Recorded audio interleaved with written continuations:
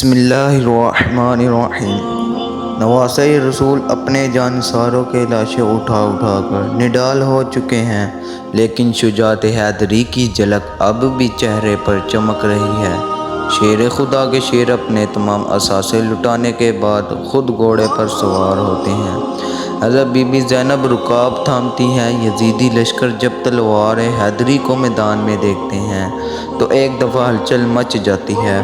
ہر کوئی امام کے سامنے آنے سے ڈر رہا ہے، کیونکہ وہ جانتے ہیں تو سب ہی تھے کہ اب میدان میں کوئی اترا ہے۔ سبھی نے پیغمبر خدا حضرت محمد صلی اللہ علیہ وآلہ وسلم کا فرمان سن رکھا تھا کہ حسین مجھ سے ہے اور میں حسین سے ہوں، لیکن بدبختوں کی آنکھوں پر لالچ اور طمع نے پردہ ڈال رکھا تھا۔ ہر کوئی دربار یزید میں اونچا مقام اور انعام و کرام حاصل کرنا چاہتا تھا، لیکن تاریخ نے ایسی بزدل فوج نہ دیکھی۔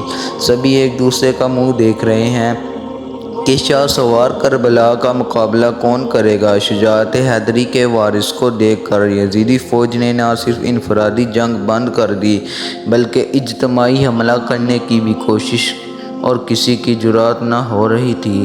جی یہ وہی شاہ سوار ہے کہ جن کے بچپن ہی میں ان کی شہادت کی خبریں عام تھیں۔ ایک دفعہ حضرت جبریل امین حضور اقدس صلی اللہ علیہ وآلہ وسلم کی بارگاہ میں حاضر تھے کہ وہاں حضرت امام حسین بھی تشریف لے آئے اور حضور صلی اللہ علیہ وآلہ وسلم کی مبارک گود میں بیٹھ گئے۔ جبریل امین نے عرض کیا، اے اللہ کے رسول، آپ کی امت آپ کے اس بیٹے کو شہید کر دے گی۔ حضرت جبریل نے مقام شہادت بھی بتایا اور مٹی بھی پیش کی۔ اب حال یہ ہے کہ نواسۂ رسول حضرت امام حسین میدان کی طرف بڑھ رہے ہیں اور بزدل فوج دور ہی سے تیر چلا رہی ہے کہ کہیں اگر یہ ہمارے قریب پہنچ گئے تو ہم نہیں بچ پائیں گے۔ امام عالی مقام کی تیر لگ چکے تھے۔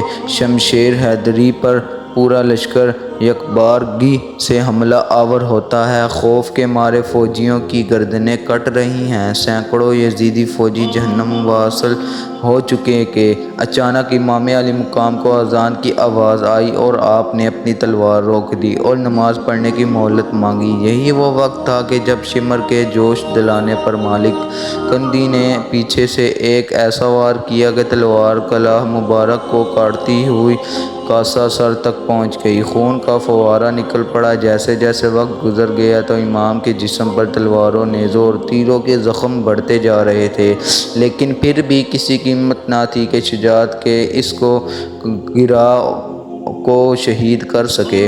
شمر معلون کے کہنے سے سب نے تیروں کی برسات کر دی۔ خولی بن یزید نواسۂ رسول کا سر کاٹنے کے لیے آگے بڑھا، لیکن ہاتھ کانپ گئے۔ پھر شکفی القلب بدبخت اور ذلیل سنا بن انس آگے بڑھا اور انعام و کرام کی لالچ میں امام علی مقام کا سر تن سے جدا کیا۔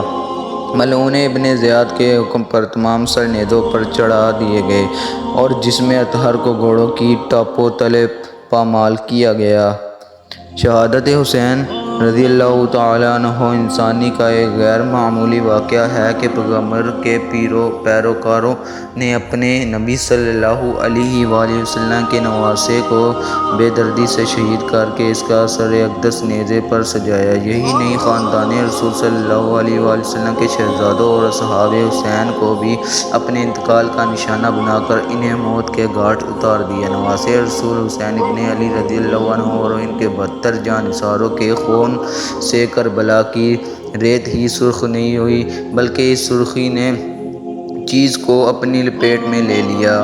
محدثین بیان کرتے ہیں کہ امام علی مقام کی شہادت پر نہ صرف دنیا روئی، زمین و آسمان بھی روئے۔ محدثین بیان کرتے ہیں کہ نواسۂ رسول کی شہادت کے وقت بیت المقدس میں جو پتھر اٹھایا گیا، اس کے نیچے سے خون نکلا۔ شہادت حسین کے بعد ملک شام میں بھی جس پتھر کو اٹھایا گیا، اس کے نیچے سے خون کا چشمہ ابل پڑا۔ محدثین کا کہنا ہے کہ شہادت حسین پر پہلے آسمان سرخ ہو گیا، پھر سیاہ ہو گیا۔ امام طبرانی معجم الکبیر میں محمد بن سیرین سے روایت کرتے ہیں کہ حضرت امام حسین کی شہادت کے وقت آسمان پر سرخی چھائی رہی۔ اس کے علاوہ امام بہقی نے اپنی کتاب دلائل النبوۃ البہقی میں یہ روایت نقل کی ہے کہ حضرت علی بن مظہر نے اپنی دادی سے یہ روایت کی ہے کہ انہوں نے کہا کہ امام حسین کے زمانے میں من کم امر و شیزہ تھی، اس وقت آسمان کئی دنوں تک جمے ہوئے خون کی مانند ہو گیا تھا۔ حضرت امام حسین کی شہادت کے بعد سید زادیوں کو قیدی بنا لیا جاتا ہے۔ اب اساران کربلا کا قافلہ شہیدوں کے سروں کے ساتھ کوفہ کی جانب روانہ ہو جاتا ہے۔ ادھر کربلا کی ریت پر سید زادوں کے جسم بغیر سروں کے بے گور و کفن بکھرے پڑے ہیں۔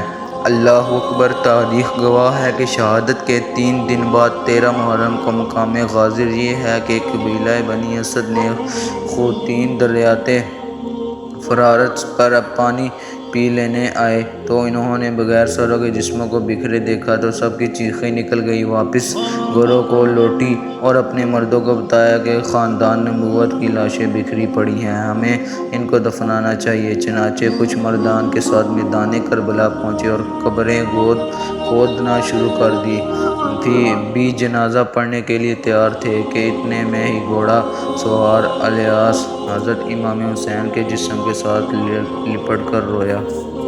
نماز جنازہ پڑھایا اور پھر ایک ایک جسم کو نام سے پکارتے اور دفن کرتے۔ سب سے آخر میں حضرت عباس علمدار کو دفنایا گیا۔ جب وہ گھوڑا سوار جانے لگا تو قبیلہ بنو اسد نے پوچھا کہ آپ کون ہیں؟ جواب ملا، میں علی بن حسین ہوں۔ یہ کہہ کر چلے دیے اور نظروں سے اوجھل ہو گئے۔